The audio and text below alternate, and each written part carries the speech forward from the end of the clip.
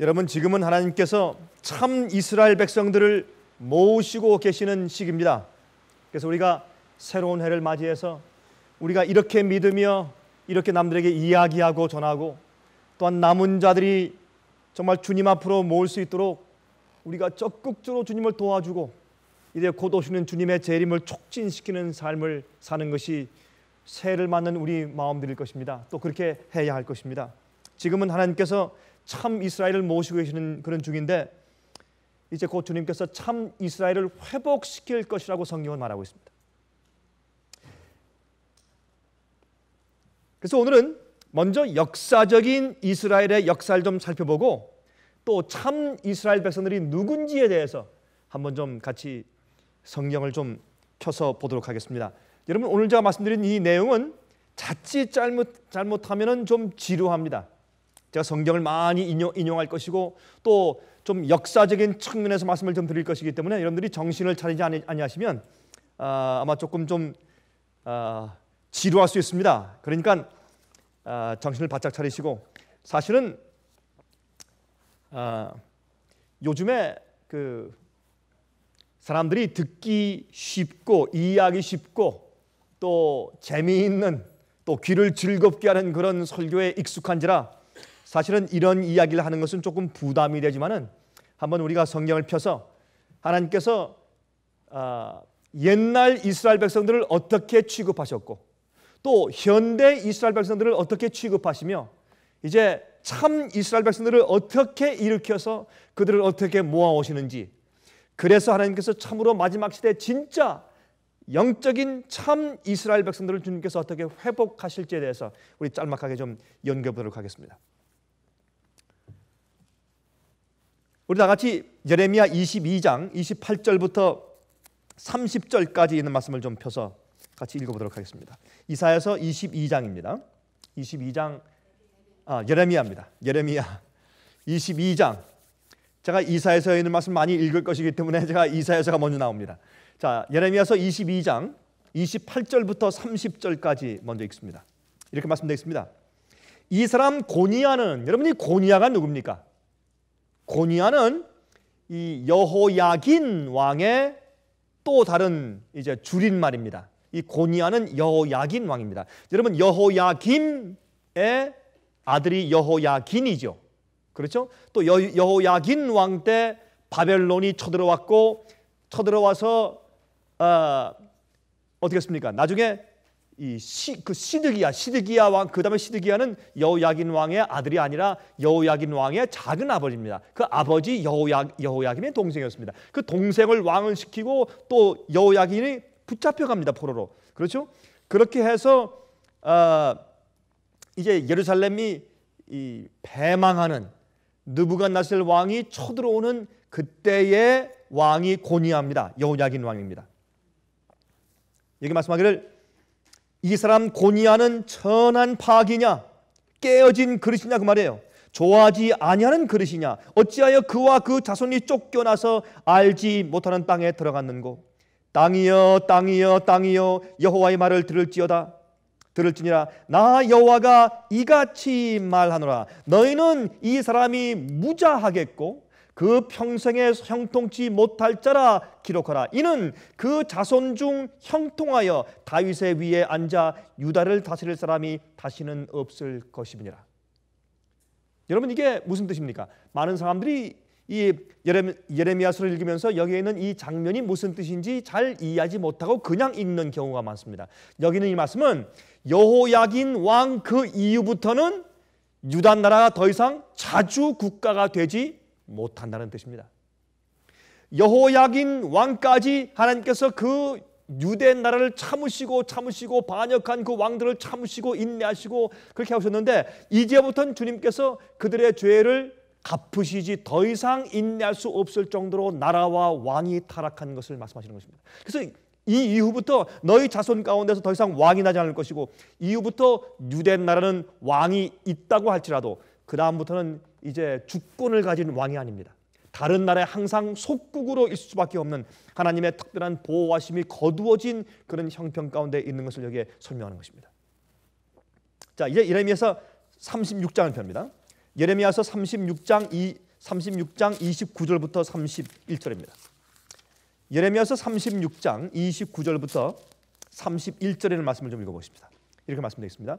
또 유다 왕 여호야김에 대하여, 이 여호야김 왕의 아버지입니다. 또 유다 왕 여호야김에 대하여 이같이 말하기를, 여호와의 말씀에 그가 그 두루마리를 불사르며 말하기를, 내가 어찌하여 바벨론 왕이 정령이 와서 이 땅을 멸하고 사람과 짐승을 이 땅에서 없어지게 하리라 하는 말을 이 두루마리에 기록하였느냐 하더라. 다시 말해서 예레미야가 어떻게 해요? 여호야김 왕에게 예언의 말씀을 써서 주었습니다. 그때 그 말씀을, 선지자의 말씀을 듣지 않고 거절하고 그것을 칼로 다 잘라서 불에 던져 넣었습니다.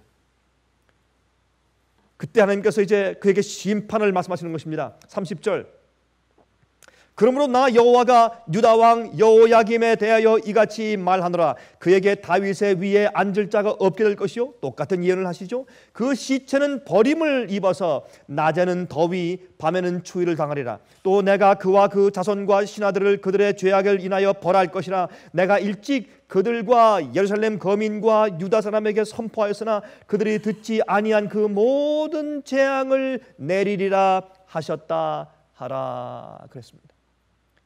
여기에 보면 그에게 다윗의 위에 앉을 자가 없게 될 것이라 그래서 여기도 똑같은 예언을 여기에 말씀하신 것을 우리가 볼 수 있습니다. 자, 이제 에스겔서의 말씀을 좀 가서 봅니다.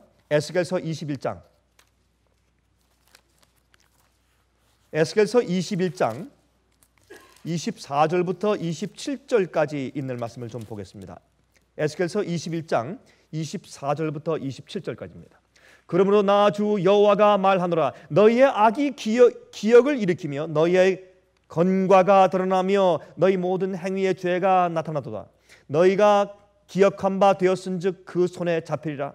너 극악하여 중상을 당할 이스라엘 왕아, 내 날이 이르렀나니 곧 죄악의 끝되니라. 그 죄악의 끝대란 말은 무슨 말이냐면 그들이 지은 죄의 결과를 받는 날이라는 말입니다. 더 이상 죄가 용서받지 못하고 그 죄악의 결과를 당하는 때라고 말입니다. 나 주 여호와가 말하노라. 관을 제하며 면류관을 벗길지니라. 그대로 두지 못하리니 낮은 자를 높이고 높은 자를 낮출 것입니다. 다시 말해서 이제 이 왕관을, 이스라엘 백성들, 유대 왕들 머리 위에서 왕관을 재버리고 다시는 왕이 없어요. 다시는 주권을 가진 왕이 없습니다. 항상 어느 나라의 속국이 될 수밖에 없어요. 그래서 그 왕관을 재버릴 것이라고 여기에 말씀을 하셨습니다. 그리고 27절에 말씀하기를, 내가 엎드러뜨리려니와 이것도 다시 잊지 못하리라. 마땅히 얻을 자가 이르면 그에게 주리라. 다시 말해서 이제 이스라엘 나라의 왕권은 누가 올 때까지, 마땅히 그것을 얻을 만한 합당한 자가 올 때까지, 예수 그리스도께서 이새의 다윗의 지파, 다윗의 뿌리, 예수님 이스라엘의 참 왕이 일어날 때까지 이제 그들에겐 진짜 왕이 없다는 것을 말씀하시는 것입니다. 자, 28절, 인자야, 주 여호와께서 암몬 족속과 그 능욕에 대하여 말씀하셨다고 너는 예언하라. 너는 이르기를 칼이 뽑히도다, 칼이 뽑히도다. 살육하며 멸절하며 번개같이 되기 위하여 마당되었도다. 다시 말해서 이제 바벨론이 쳐들어와서 그들을 멸망시킬 것에 대해서 단호하게 예언하고 있는 것입니다. 자, 여러분, 다니엘서 2장을 보시면 다니엘서 2장에 예언이 나오죠. 무슨 예언이 나옵니까? 느부갓네살 왕이 꿈을 꾸죠. 성경 가운데서 선지자가 아닌 사람이 쓴 성경이 있습니다. 그게 다니엘서 4장이죠. 느부갓네살 왕이 쓴 성경입니다. 그의 회개하는 말씀을 쓴 것이 느부갓네살이 쓴 그 다니엘서 4장이죠.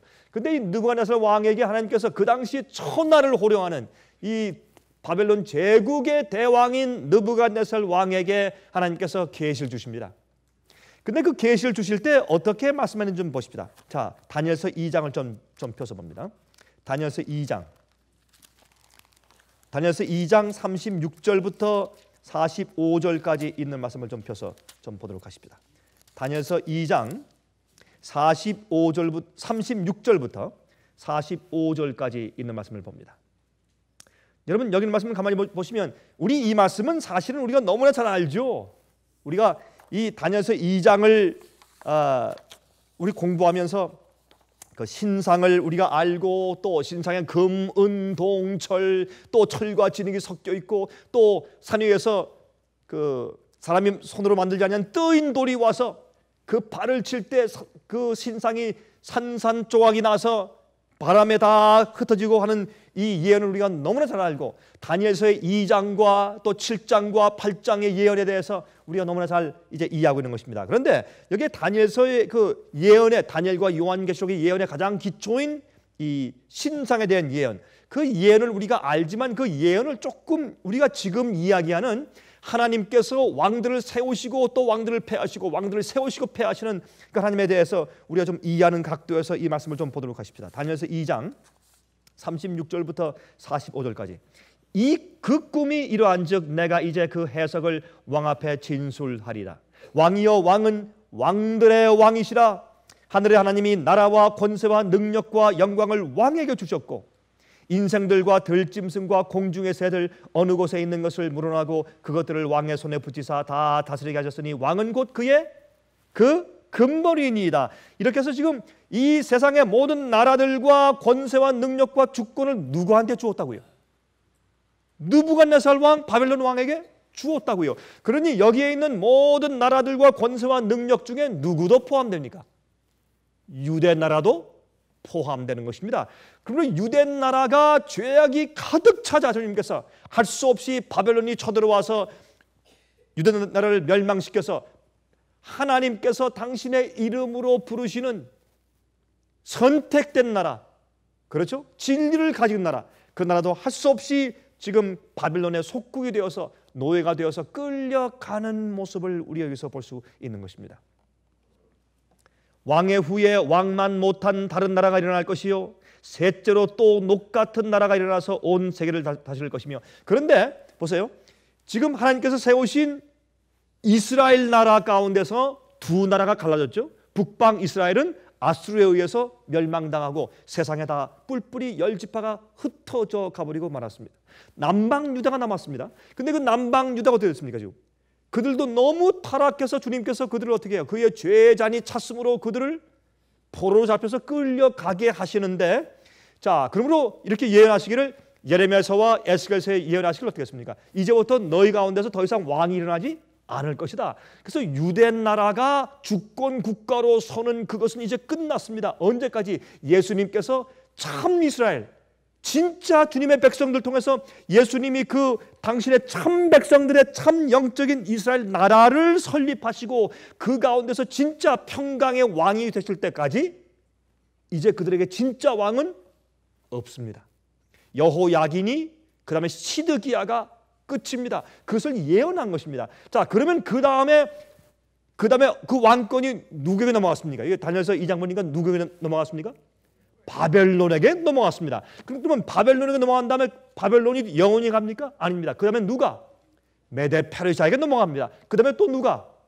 세 번째 나라인 헬라에게 넘어갑니다. 그렇죠? 이렇게 해서 그 나라의 주권이 넘어가요. 이렇게 넘어가는데 하나님께서 그 나라와 왕권과 모든 것을 어떻게 해요? 하나님께서 다 왕을 세우시고 패하시고 세우시고 패하는데 그 세우시고 패하시는 그 모든 그 급류의 이 유대 나라가 끌려가는 형편 가운데 있는 것을 우리가 보게 되는 것입니다. 그런데 계속 보십시다. 이제 40절 넷째 나라는 강하기가 철 같으리니 철은 모든 물건을 부서뜨리고 이기는 것이라 철이 모든 것을 부수는 것 같이 그 나라가 문나라를 부서뜨리고 빠올 것이며. 이것은 누굽니까? 로마. 그렇죠? 로마 나라가 또 네 번째 나라로 또 등장합니다. 다시 말해서 유대 나라의 왕권이 무너지니까 그들의 죄 때문에 주님께서 할 수 없이 바벨론 왕을 일으키시고 그 다음에 또 어떻게 해요? 그들의 죄악의 잔이 차기 때문에 메데 페르시아를 일으키시고 그 다음에 또 누구요? 헬라를 일으키시고 그 다음에 로마를 일으키시고 그렇게 하시는 것을 우리가 볼 수 있는 것입니다. 자, 그런데 41절 왕께서 그 발과 발가락이 얼마는 토기장이의 진흙이요 얼마는 철인 것을 보셨은즉 그 나라가 나누릴 것이며 왕께서 철과 진흙이 섞인 것을 보셨은즉 그 나라가 철의 든든함이 있을 것이나 그 발가락이 얼마는 철이요 얼마는 진흙인즉 그 나라가 얼마는 든든하고 얼마는 부서질만 할 것이며 왕께서 철과 진흙이 섞인 것을 보셨은즉 그들이 다른 인종과 서로 섞일 것이나 피차에 합하지 아니함이 철과 진흙이 합하지 않음과 같으리이다. 다시 말해서 이제 로마 나라가 또 영원히 갈 것 같지만 아닙니다. 그 나라가 또 왕권이 무너지면서 이제는 어떻게 해요? 여러 각각의 나라로 열국으로 갈라집니다. 그렇죠? 처음에 로마 나라가 동로마와 서로마로 갈라진 다음에 나중에 열국으로 갈라집니다. 그래서 그런데 이 철과 진흙이 합쳐 있는데 아슬아슬하죠. 그렇죠? 여러분 이 신상을 보면 제일 무거운 금이 위에 있고 그다음에 은, 동, 철. 근데 맨 밑에 기초가 제일 약해요. 철과 진흙이 섞여 있으니까 아주 아슬아슬하죠.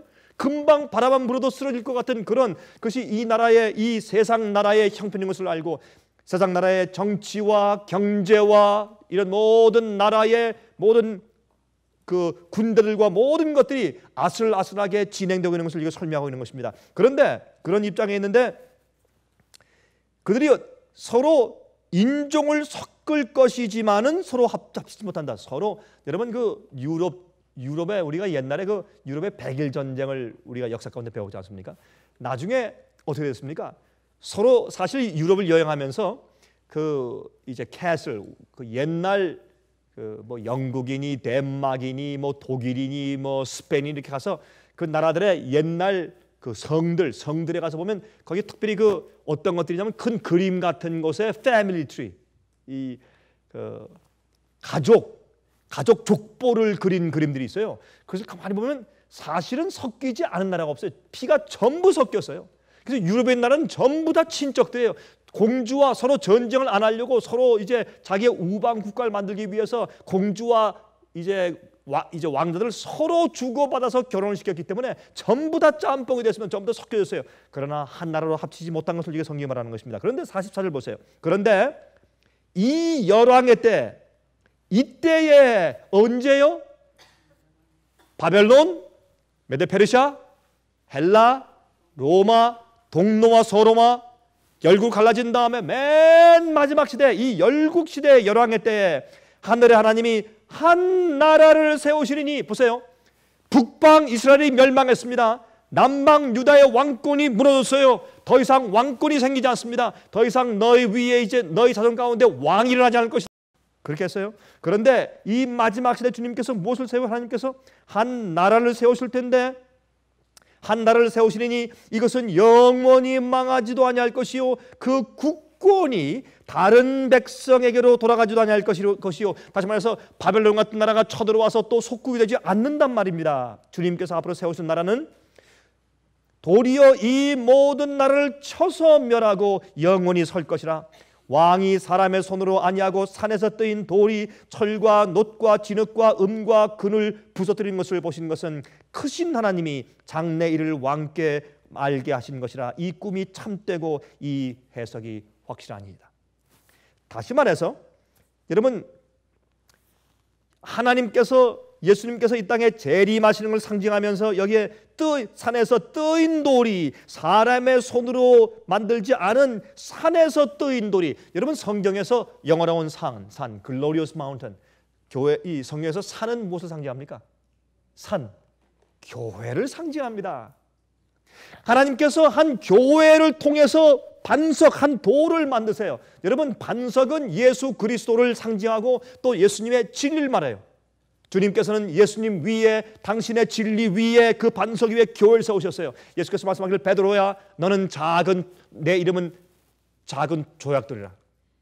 내가 이 반석 위에 그 말씀하실 때 여러분 어떤 사람들은 그 이제 로만 캐톨릭에서 말하는 것처럼 그 베드로 위에 교회를 세웠다. 그래서 그 베드로의 계속 후계자들이 교황이기 때문에 이제 예수님께서 세우신 교회는 로마 천주교라고 말을 하지만 그것은 잘못된 해석이죠. 우리가 다 알고 있죠. 그것이 아니고 예수님께서 말씀하기를 베드로야 너는 작은 조약돌이야. 그때 말씀하시기를 그러나 이 반석 위에 할 때 자기를 가르치신 것이에요. 내가 내 위에가 아니고 이제 이 지옥의 권세가 너를 절대로 흔들거나 넘어뜨리지 못할 것을 말했는데 그 얘기한 다음에 며칠 후에 그가 3번이나 주님을 부인했습니다. 베드로. 그래서 베드로 위에가 아니라 베드로가 예수께서 말씀하기를 주님이시여 주님은 하나님의 살아계신 하나님의 아들이요, 그렇게 말씀한 그의 간증인 그 진리의 반석 위에 또 예수께서 말씀하기를 나는 반석이라, 나는 영원한 반석이에요.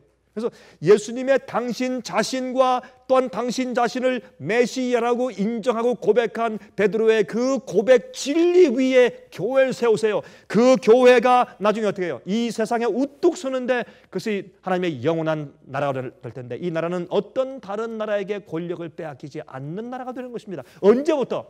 유대 나라가 바벨론에 잡혀갈 때부터 시작해서 언제까지? 예수께서 이 땅에 당신의 마지막 교회를 세워서 튼튼하게 하실 때까지 누가 없습니까? 진짜 온전한 주권의 왕이 없는 겁니다. 그래서 주님께서 맨 마지막 시대에 지금 누굴 모으세요? 마지막 시대 남은 무리를 모으는데 그것을 사실 마지막 영적 이스라엘 백성들을 모으는 것이라고 성경은 지금 예언하고 있다 말입니다. 그래서 그것을 설명하는 것입니다. 자, 보세요. 유다가 지금 바벨론에 포로 잡혀 간 다음에 이제 그들이 돌아왔죠. 돌아왔는데 몇 년 만에 돌아왔습니까? 70년 만에. 그렇죠? 그 말씀이 예레미야 29장 10절부터 14절까지 있습니다. 나 여호와가 이같이 말하노라. 바벨론에서 70년이 차면 내가 너희를 권고하고 나의 선한 말을 너에게 실행하여 너희를 이곳으로 돌아오게 하리라 그랬어요. 나 여호와가 말하노라. 너희를 향한 나의 생각은 내가 아니니 재앙이 아나니 재앙이 아니라 곧 평안이요 너희 장래의 소망을 주려 하는 것이요 그랬습니다. 너희는 내게 부르짖으며 와서 내게 기도하면 내가 너희를 들을 것이요 너희가 전심으로 나를 찾고 찾으면 나를 만나리라 그랬습니다. 나 여호와가 말하노라. 내가 너에게 만나지겠고 너희를 포로된 중에서 다시 돌아오게 하되 내가 쫓아내었었던 열방과 모든 곳에서 모아 사로잡혀 떠나게 하던 본 곳으로 돌아오게 하리라. 여호와의 말이니라 하셨느니라. 주님께서 그들을 70년 만에 돌아오게 하셨어요. 근데 70년이 차갈 때 정말 주님께 그 예언을 기억하면서 간절히 기도한 사람들이 별로 없었어요. 근데 그것을 기억하고 간절히 기도한 사람이 한 사람이 있었어요. 누굽니까? 다니엘. 그게 다니엘 9장의 기도죠.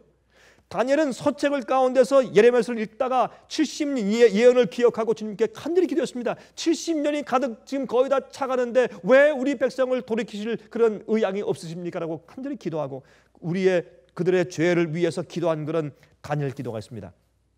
여러분 이 유대 나라가 바벨론에게 포로로 잡혀서 가기 시작한 해가 BC 606년이에요. 여러분 계산해 보세요.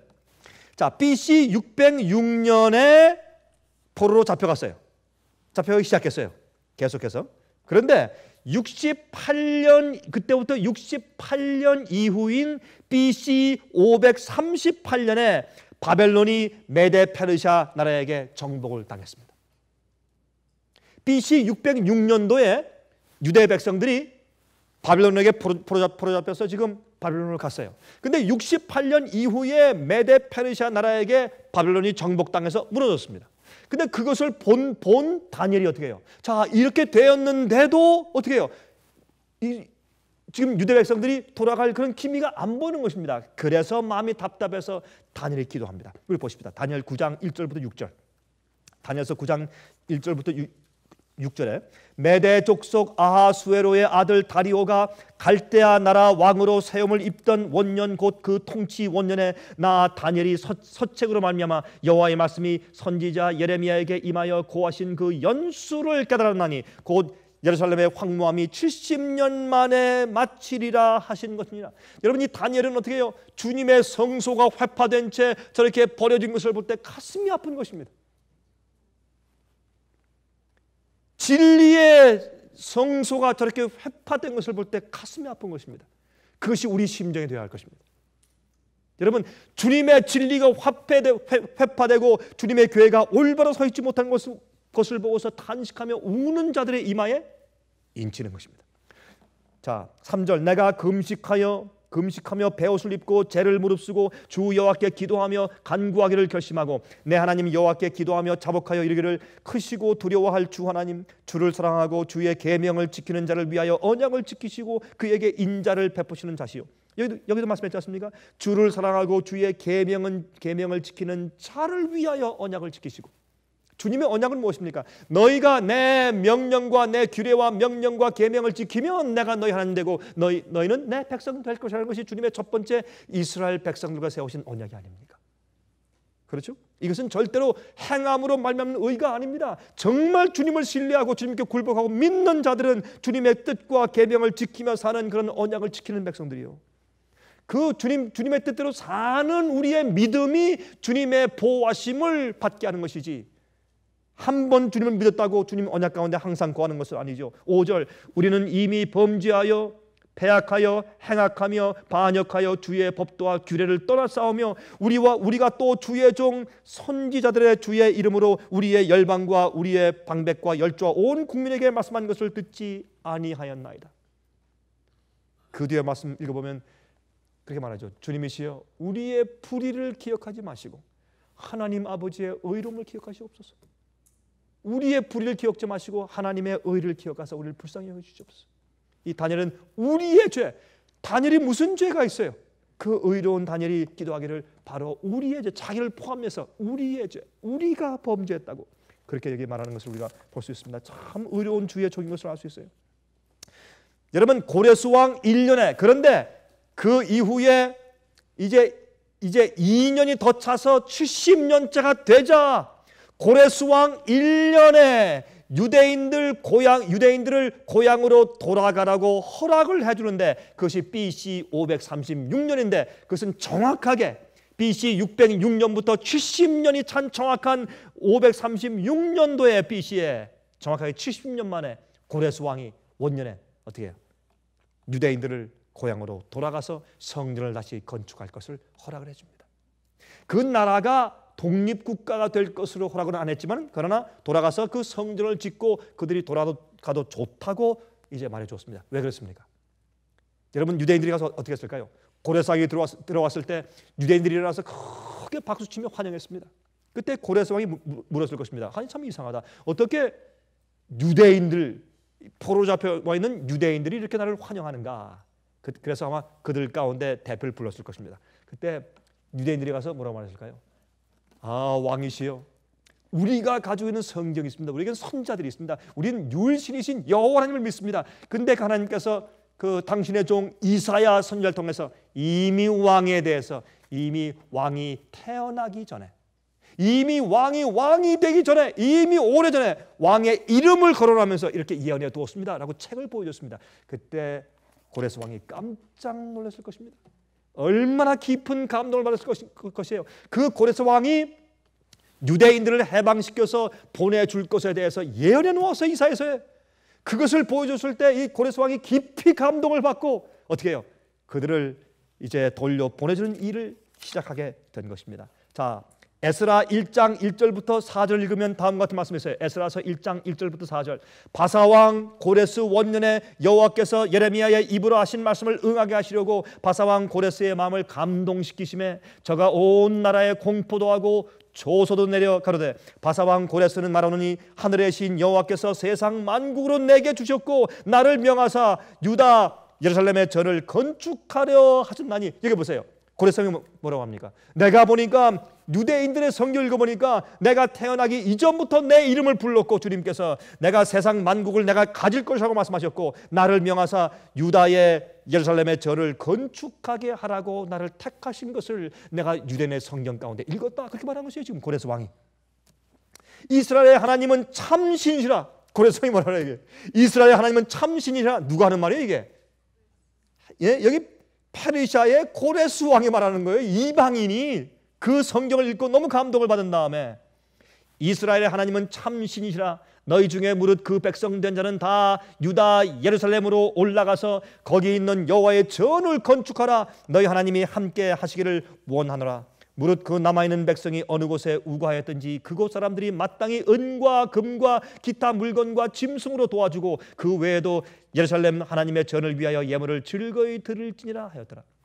이스라엘 백성들이 말이죠. 애굽에서 포로 잡혀 있다가 그들이 나올 때 어떻게 했습니까? 이스라엘 애굽 사람들이 금, 은, 보석을 주었죠. 마찬가지로 그들도 바벨론에서 잡혀 있던 곳에서 금은 보석을 가지고 나와서 성전을 지으러 간 것입니다.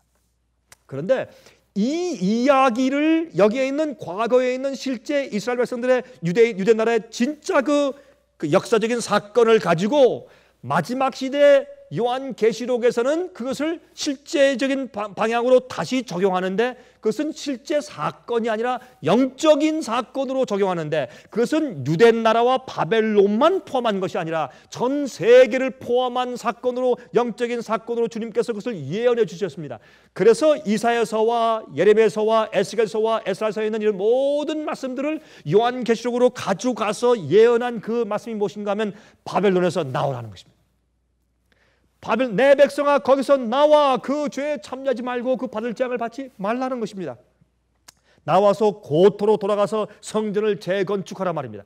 그래서 지금 사실은 바벨론의 영적인 바벨론의 포도주에 취해서 비틀거린 그리스도인들이, 주님을 믿고 성경을 믿는 사람들이, 예수를 믿는 사람들이 바벨론에서 나와야 합니다. 그 포로에서 나와야 합니다. 잘못된 오류에서 나와야 되고 잘못된 가르침에서 나와야 합니다. 거기에 있으면 앞으로 재앙을 만나 죽는 것입니다. 칠재앙을 당합니다. 거기서 나와서 그 포도주의 취합에서 나와서 진리로 나와서 참 교회를 세우란 말입니다. 눈에 보이지 않는 일이지만 주님께서 참 교회를 성령으로 온 세상에 세우셔서 한 교회를 만드시는 것입니다. 그런데 문제는 이때 고레스 왕이 돌아가라고 그렇게 아주 이 금은을 주면서 그렇게 명령을 내려 주었건만 바벨론에서 돌아간 사람들의 숫자는 아주 극소수였습니다. 아주 적은 숫자만 돌아갔습니다. 왜요? 그들이 살고 있던 바벨론의 편리함과 우상 숭배에 아주 익숙해져 있었어요. 왜 오늘날 많은 사람들이 진리인 줄 알면서 안 지키고 말씀이 옳은 것을 알면서 그들을 행하지 않고 그들의 과거에 해온 전통대로 살고 있느냐면, 그런 잘못된 오류의 전통의 마음과 행습이 익숙해져 있어요. 또 세상살이의 편리함에 익숙해져 있어요. 그것을 버릴 마음이 없어요. 개혁할 마음이 없어요. 희생할 마음이 없어요. 버릴 마음이 없어요. 그래서 바벨론에서 나오지 않는 것입니다. 자, 여러분 보세요. 먼저 우리가 바벨론에서 나오라는 그 요한계시록의 예언을 읽기 전에 먼저 그 말씀을 요한계시록 18장에 있는 바벨론에서 내 백성아 나오라는 그 말씀을 어디에서 인용해 왔는가? 우리 그것을 먼저 좀 보도록 하십시다. 이사야서 47장 1절부터 11절까지 제가 읽겠어요. 이사야서 47장 1절부터 11절까지. 자, 바벨론의 멸망에 대해서 말씀합니다. 잘 들어보세요. 처녀 딸 바벨론이여 내려 티끌에 앉으라. 딸 갈대하여 보좌가 없어졌으니 땅에 앉으라. 내가 다시는 곱고 아리답다 칭함을 받지 못할 것입니다. 여기 바벨론을 어떻게 여인으로 표상합니다. 그렇죠? 맷돌을 취하여 가루를 갈라 면박을 벗으며 치마를 걷어 다리를 드러내고 강을 건너라. 내 살이 드러나고 내 부끄러운 것이 보일 것이라. 내가 보수하되 사람을 아끼지 아니하리라. 이것은 주님께서 복수하시는 것이죠. 우리의 구속자는 그 이름이 만군의 여호와 이스라엘의 거룩한 자신이라. 딸 갈대하여 잠잠히 앉으라. 흑암으로 들어가라. 내가 다시는 열국의 주모라 칭함을 받지 못하리라. 이 주모는 여왕이에요. 여왕. 열국의 여왕이라 칭함을 받지 못할 것이라. 전에 내가 내 백성을 노함으로 내 기업을 욕되게 하여 그들을 내 손에 붙였거늘 내가 그들을 긍휼히 여기지 아니하고 늙은이에게 내 멍에를 심히 무겁게 메우며 내가 내 백성들이 너무나 타락해서 너에게 잠깐 맡기긴 했지만 너희는 너무 잔인하고 너무 악했다 하는 말씀을 하는 것입니다. 자, 7절 보세요. 7절에 말하기를, 이것은 바벨론이 말하는 것입니다. 내가 영영이 주모가 되리라. 여왕이 되리라 하고 이 일을 내 마음에 두지도 아니하며 그 종말도 생각지 아니하여도다. 나는 망하지 않는 여왕이다. 그렇게 말한단 말입니다. 그리하고 사치하고 평안히 지내며 마음에 이르기를 나뿐이라 나 외에 다른 이가 없도다. 나는 과부로 지내지도 아니하며 자녀를 잃어버리는 일도 모르리라 하는 자여 너는 이제 들을지어다. 한날에 호련히 자녀를 잃으며 과부가 되는 이 두 일이 내게 임할 것이라. 내가 무수한 사술과 많은 진언을 베풀지라도 이 일이 온전히 내게 임하리라. 내가 내 악을 의지하고 스스로 이르기를 나를 보는 자가 없다나니 내 지혜와 내 지식이 너를 유혹하였음이니라. 내 마음에 이르기를 나뿐이라 나 외에 다른 이가 없다 하였으므로. 이것이 바벨론의 정신이에요. 여러분, 바벨론의 정신은 뭐예요? 교만이에요. 이기심이에요. 자기밖에 모르는 것이에요. 하나님을 위해 살지 않고 자기를 위해 사는 것이 바벨론 정신이에요. 여러분, 바벨론에서 나오기 전에 우리가 참으로 거듭나야 돼요. 정말 내가 내 자신에게서 내려앉고 나를 위해 사는 그런 정신을 벗어버리기 전에는 우리가 진심으로 바벨론에서 나올 수가 없어요. 11절 보세요. 재앙이 내게 임할 것이라 그랬어요. 그렇죠? 근데 이 말씀을 우리가 어디서 우리가 상징을 또 읽을 수 있는가 하면 요한계시록 18장 1절부터 10절 읽습니다. 요한계시록 18장 1절부터 10절 읽어보시면 이렇게 말씀했어요. 이 일 후에 다른 천사가 하늘에서 내려오는 것을 보니 큰 권세를 가졌는데 그의 영광으로 땅이 환하여지더라.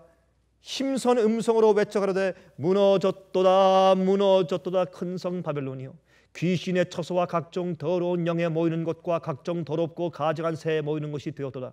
그 음행의 진노의 포도주를 인하여 만국이 무너졌으며, 여러분 이 포도주는 순수한 포도즙과 물을 섞었을 때 발효시킨 것이죠. 그러므로 진실된 주님의 성경 진리와 이교의 오류를 섞어서 사람을 취하게 하는 잘못된 오류의 술이 된 것을 말하는 것입니다. 이것 때문에 만국이 마셔서 무너졌어요. 또 땅의 왕들이 그로 더불어 음행하였으며, 이것은 영적인 간음이죠. 땅의 상구들도 그의 세력을 인하여 치부하였다 하더라. 다시 말해서 세상의 왕들이, 세상의 백성들이, 많은 그리스도인들이 어떻게 해요? 바티칸에 있는 교황을, 타락한 교회를, 바벨론의 어미를, 음녀의 어미를 어떻게 해요? 이 세상에서 가장 훌륭한 영적인 지도자의 도덕적인 지도자로서 섬기지 않습니까? 그것은 영적인 간음이에요. 하나님이 있을 자리에 인간의 권위를 두는 것입니다. 여러분 아십니까? 미국에서 말이죠, 기독교회가 오랜 동안 어떻게 해요? 성경의 가르침이 죄의 사람, 적그리스도, 마지막 시대에 어떻게 해요? 예? 짐승의 표를 내리게 하는 세력, 짐승의 세력, 그렇죠? 그렇게 한 세력으로 교황권이라는 사실을 이미 예언을 통해서 계속 얘기했고 예언을 해석했고 그렇게 쭉 가르친 것이 미국의 기독교예요. 그런데 여러분 아십니까? 한 사람의 훌륭한 사람이 마음이 변하니까 교황권이 그만 미국의 개신교에 깊이 들어와서 하루아침에 타락해버리고 하루아침에 그만 그 손을 잡고서 하루아침에 결탁하고 타협해버렸어요. 누굽니까? 빌리 그레함 목사. 여러분 우리 다 알지 않습니까? 빌리 그레함 목사가 교황을 미국에 초청할 때 환영한 사람이었습니다. 그리고 교황은 이 세상에 있는 가장 존경받아야 할 종교 지도자이며 도덕적인 지도자인 것을 이야기하고 공포했을 때 온 세상 기독교, 특별히 미국에 있는 기독교회가 아무 말 하지 않고 교황을 따르기 시작한 것입니다. 요즘에는 말이죠, 요즘에는 교회 가운데서 옛날에 우리 선구자들이, 미국의 기독교의 선구자들이, 옛날 종교개혁한 선구자들이 가르친 그런 식의 가르침과 성경 예언 해석을 우리가 들을 수가 없는 것입니다. 참 이상하죠? 영적으로 도덕적으로 존경받는 한 사람이 마음을 바꾸어서 그만 큰 수문을 열어보는 것입니다. 여기 보세요. 4절 또 내가 들으니 하늘로서 다른 음성이 나서 가로되 내 백성아 거기서 나와 그의 죄에 참여하지 말고 그의 받을 재앙들을 받지 말라. 그 죄는 하늘에 사무쳤으며 하나님은 그의 불의한 일을 기억하신지라. 그가 준 그대로 그에게 주고 그의 행위대로 갑절을 갚아주고 그의 섞은 잔에도 갑절이나 섞어 그에게 주라. 그가 어떻게 자기를 영어롭게 하였으며 사치하였든지. 보세요. 여기 말씀이 아까 읽은 이사야서 47장 말씀과 같죠? 그만큼 고난과 애통으로 갚아주라. 그가 마음에 말하기를 나는 여호왕으로 앉은 자요 과부가 아니라 결단코 애통을 당하지 아니하리라 하니. 무슨 말씀이에요? 아까 읽은 이사야 47장 말씀과 똑같죠? 그러므로 하루 동안의 그 재앙들이 이르리니 똑같습니까? 똑같아요. 그 내용이. 곧 사망과 애통과 흉년이라. 그가 또한 불에 살라지리니 그를 심판하신 주 하나님은 강하신 자심이니라. 그와 함께 음행하고 사치하던 땅의 왕들이 그 불붙는 연기를 보고 위하여 울며 가슴을 치며 그 고난을 무서워하여 멀리 서서 가로되 화이또다 화이또다 큰 성 견고한 성 바벨론이여 일시간에 내 심판이 이르렀다 하리로다. 화면을 통해서 듣는 분들이시요, 여러분 여기 말씀을 보면 어떻게 해요? 바벨론에 속해 있으면 빨리 그 잘못된 오류에서 나와야 돼요. 안 그러면 삽시간에 어떻게 해요? 주님께서 심판하시고 재앙이 임할 때 그 재앙에 다 속하게 되기 때문에 내 백성아 거기서 나와라고 말씀을 여기 하신 것을 우리가 들 수 있는 것입니다. 자, 이사야 11장 보세요. 이사야 11장 10절부터 12절 그리고 15절 16절 보시면 다음과 같이 말씀하세요.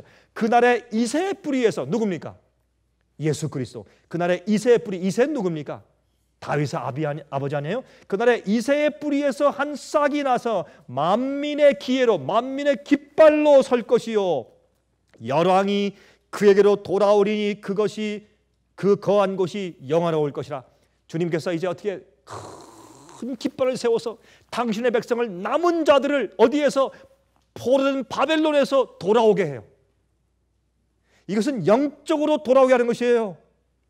그날에 주께서 다시 손을 펴사 그 남은 백성을 아수르와 애굽과 바드로스와 구스와 엘람과 시날과 하맛과 바다 섬들에서 돌아오게 하실 것이라. 여호와께서 열방을 향하여 기호를 세우시고 깃발을 세우시고 이스라엘의 쫓긴 자를 모으시며 땅 사방에서 유다의 이스라엘 자를 모으시니 깃발을 높이 세우시고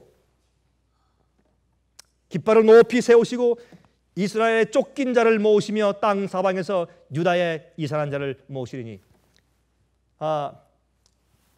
화면을 통해서 보시는 분은 갑자기 좀 깜깜해졌다가 다시 불이 들어와서 좀 놀라시겠지만 여러분 테이프에 문제가 있는 것이 아닙니다. 지금 이 장소에 잠깐 불이 정전돼서 나갔다가 들어왔기 때문에 여러분 염려하지 마시기 바랍니다. 여러분들 TV 셋이나 테이프에 지금 문제가 있는 것은 아닙니다.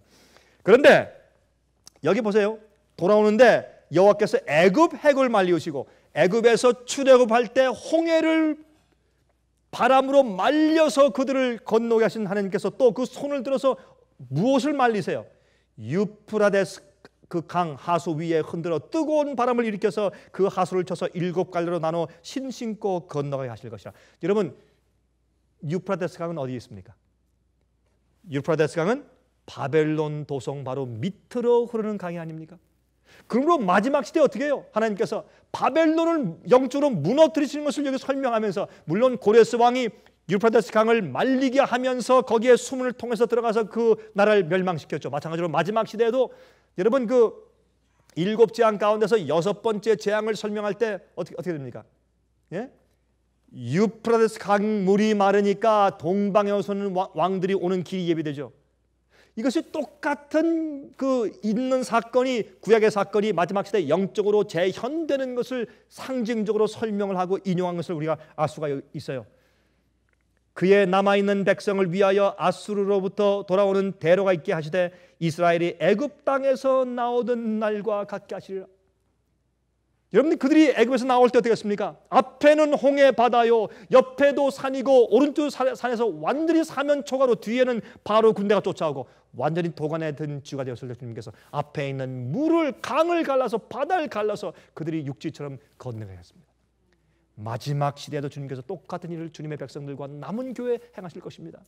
그들이 진리 위에 살고 핍박을 당할 때, 진리 때문에 핍박당해서 죽게 되었을 때, 감옥에 있을 때, 칼이 들어올 때, 여러분 그 총이 들어올 때, 그들이 사면초가 되었을 때 주님께서 하늘을 가르면서 어린 양이 오심으로 그들을 구출해 내실 것입니다. 이런 똑같은 경험들을 마지막 시대 백성들이 이제 하게 될 것입니다. 자, 그런데 하나님께서 마지막 시대 말이죠, 참 이스라엘 백성들을 회복시키는 시대에 살고 있는데 마지막 시대 이스라엘 백성들이 누구냐 말입니다. 저기에 지금 1948년도에 새로 건국된 그 이스라엘 나라를 말하는 것입니까?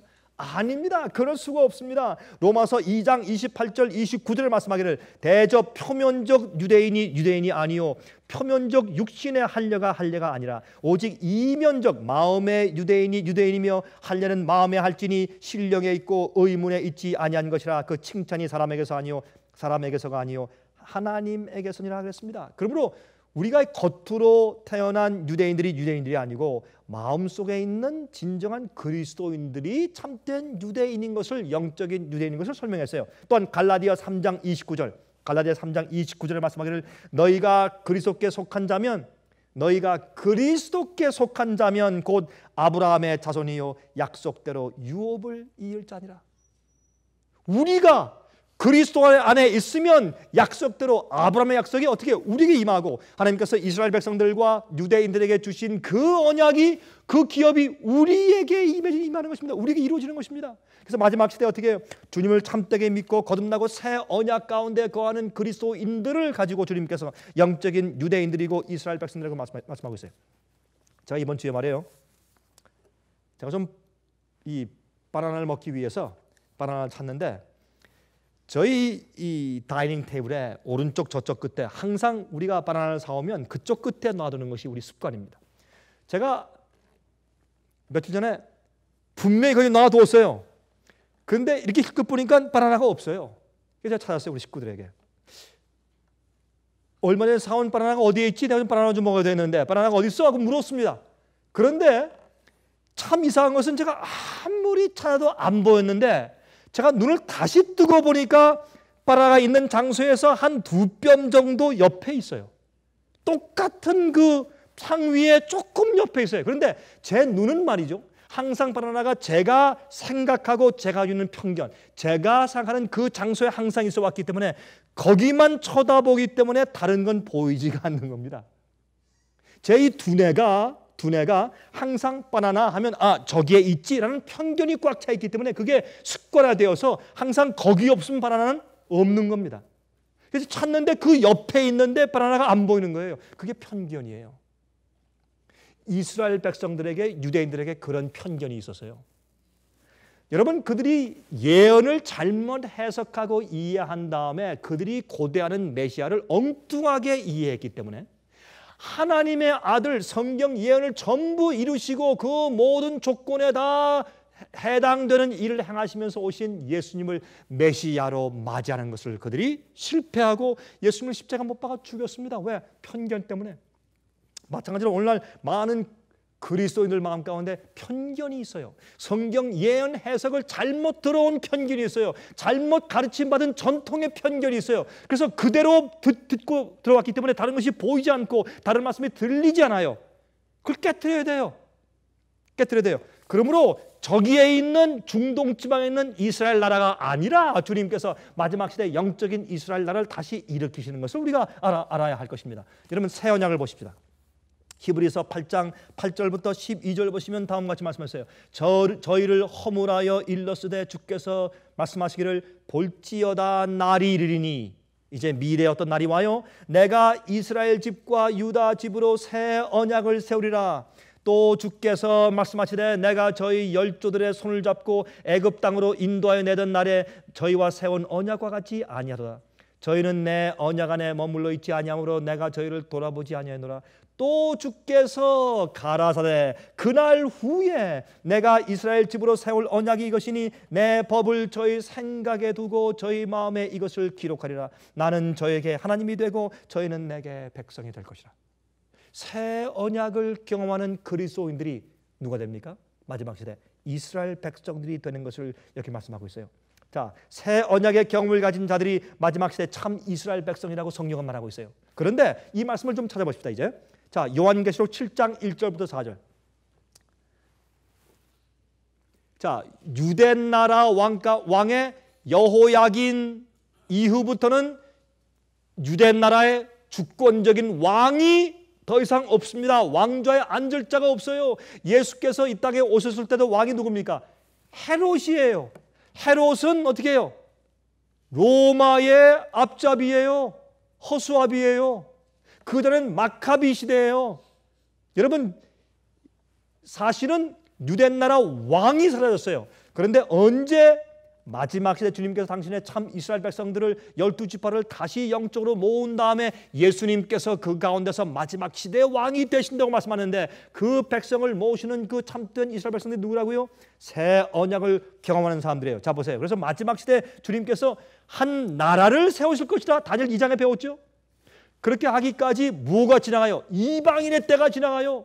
바벨론 시대가 지나가고 메데 페르시아가 지나가고 헬라가 지나가고 로마가 지나가고 열국 시대가 지나가고 나중에 어떻게 해요? 교황권이 주의 백성들을 핍박하는 1260년 시대가 다 지나가 버려요. 다 지나간 다음에 맨 마지막 시대 주님께서 한 주권을 세우시고 한 나라를 세우세요. 그런데 보세요. 그 나라가 누군가 보세요.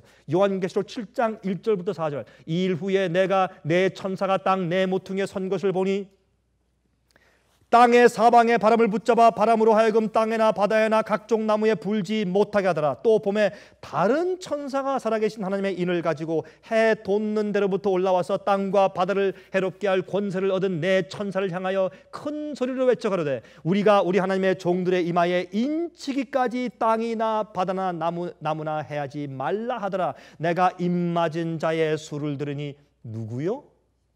누구 지파 중에서요? 이스라엘 자손의 각 지파 중에서 입맞은 자들이 14만 4천이니 했어요. 그러면서 12지파 이름이 기록되어 있는데 그 지파들의 이름이 옛날 이스라엘 백성들의 12지파와 달라요. 단 지파와 에브라임이 빠졌습니다. 그리고 그 대신으로 므낫세와 요셉이 들어갔어요. 그래서 이것은 영적인 지파예요. 영적인 품성의 특성을 상징하는 영적인 지파예요. 그런데 그 지파 가운데 누구? 육신적인 이스라엘이 아니고 영적인 새 언약의 마음의 진정한 새 언약의 주님의 계명이 성령으로 마음에 기록되어서 주님의 말씀대로 사는 언약을 지키는 백성들이 일어나요. 자, 그런데 요한계시록 14장 4절 5절 11을 보세요. 이 사람들은 여자로 더불어 더럽히지 아니하고 정절이 있는 자라. 이 여자가 누굽니까? 요한계시록 17장 1절 2절 보시면 또 일곱 대접을 가진 일곱 천사 중 하나가 와서 내가 말하여 가로되 이리 오라. 많은 물 위에 앉은 큰 음녀에 받을 심판을 내게 보이리라. 땅의 임금들도 그로 더불어 음행하였고 땅에 거하는 자들도 그 음행의 포도주에 취하였다고. 그러므로 이 세상에는 왕들과 사람들을 잘못된 오류의 가르침의 포도주로 마시게 해서 취해서 비틀거리게 하는, 타락시키고 타협시키는, 말씀과 성경대로 살지 못하게 하는 포도주로 취하게 하는 그 음료, 그 여자로 더럽히지 아니한 자들, 순수한 처녀들, 이 사람들을 마지막 시대 14만 4천들이라고 설명해요. 어린 양이 어디로 인도하든지 따라가는 자며 사람 가운데서 구속을 받아 처음 익은 열매로 하나님과 어린 양에게 속한 자들이니 그 입에 거짓말이 없고, 이것은 괴율이 없고, 간사함이 없고 그런 말이에요. 그리고 흠이 없는 자들이더라. 성도들의 인내가 여기 있나니 저희는 하나님의 계명과 예수 믿음을 지키는 자들이라. 우리의 힘으로 주의 계명을 지킬 수 없으나 성령께서 우리 마음을 변화시키시고 우리가 굴복했을 때 주님께서 새 마음을 주시면 우리 마음 가운데 주의 성령으로 계명을 우리 골수의 생각에 기록해 주시면 우리가 기뻐하는 마음으로 좋아서, 우리가 즐거워서 주님을 순종하는 마음으로 주님을 순종하게 될 때 우리의 힘이 아니라 주님의 은혜와 성령의 능력으로 주님의 뜻대로 사는 품성을 가지게 될 때 그 자들에게 인이 쳐지는데, 그런 사람들을 영적인 이스라엘 12지파라고 성경은 마지막 시대에 부르는 것입니다. 그들을 통해서 주님께서 한 나라를 세우실 것이에요. 자, 그런데 보세요. 요한복음 1장 47절에 예수님께서 나다나엘에게 하신 말씀이 있죠. 이렇게 말씀하셨어요. 예수께서 나다나엘이 자기에게 오는 것을 보시고 그를 가리켜 말씀하시되 보라, 이는 누구라? 참 이스라엘 사람이라. 그 속에 간사한 것이 없도다. 괴율이 없다. 그 말을 똑같은 단어를 써서 14만 4천들에게 그 입에 거짓말이 없다고 표현한 것입니다. 같은 말이에요. 그것은 헬라 말로 돌로스예요. 그건 가이라는 말은 뭐냐면 이 낚시질할 때 낚시하는 그 낚시 훅, 바늘이에요. 그것이 돌로스예요. 그 마음 가운데 꼬부라진 바늘이 없어요. 사람이 가서 걸릴 데가 없어요. 마음이 순수해요. 깨끗해요. 어린아이 같아요. 주님 앞에 단순해요. 간사한 것이 없어요. 괴율이 없어요. 이런 자들은 하나님의 복음의 능력을 통해서 죄와 자기의 악한 본성에서 해방된 사람들이에요. 죄에서 해방되어 의에 이룬다고 로마서 6장은 설명해요. 자기의 죄의 본성과 간악한 죄에서 해방된 자들, 간악함과 괴율이 없는 주님의 마지막 영적인 이스라엘 백성들을 일으키신 다음에 주님께서 한 나라를 세우시는 것입니다. 그래서 주님께서 당신의 백성들을 지금 모시는 때고 참된 이스라엘 백성들을 모시는데 무엇을 통해서? 진리를 통해서 주님께서 깃발을 세우시고 당신의 백성을 불러 모시는 때 우리가 살고 있는 것입니다. 오래 사는 이 해에도 우리가 그렇게 믿고 그 주님의 세우시는 참된 주권 가진 주님께서 세우시는 한 나라의 백성 되고 그 백성이 되기 위해서 새 언약 관계에 들어가서 주의 계명을 지키는 백성이 되고 그 다음에 우리 마음 가운데 우리 속에 있는 죄와 간악함과 우리 악한 죄의 본성에서 해방되어서 이런 다른 사람을 걸고 넘어지는 그런 간사한 그런 훅이 없는 쾌율이 없는 그런 정결케 된 백성 되시기를 간절하게 바랍니다. 자비하신 하늘에 계신 우리 아버지, 저희는 믿습니다. 성경의 과거 구약시대 행사하신 주님께서 영적으로 이스라엘 백성들을 모시는 것을 저희는 믿습니다. 그리고 새 언약을 경험하는 백성들, 주님의 언약과 규례와 계명과 명령을 지키는 백성들, 참으로 굴복하여 성령의 은혜로 사는 사람들, 그렇게 해서 바빌론의 가르침에서 물들지 않은 백성들, 또한 그곳에서 나오는 백성들, 주님께서 세우셔서 한 나라를 일으키실 것을 압니다. 그 나라는 영적인 나라요, 이 세상을 채울 구속받은 백성들 나라입니다. 주여, 우리가 그곳에 꼭 있게 도와주시고 저희를 절지 않게 하시며 격길로 가지 않게 해주시고 용기와 담력을 주시며 앞으로 핍박과 환난을 견딜 수 있는 믿음을 허락하시길 기도합니다. 주님이시 우리에게 매일 영적인 경험을 주셔서 성령의 음성을 듣고 정로로만 갈 수 있도록 도와주시옵소서.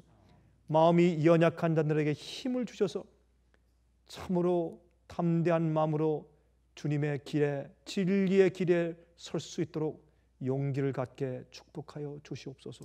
예수 그리스도의 거룩하신 이름을 의지하여서 간절하게 기도합니다. 아멘.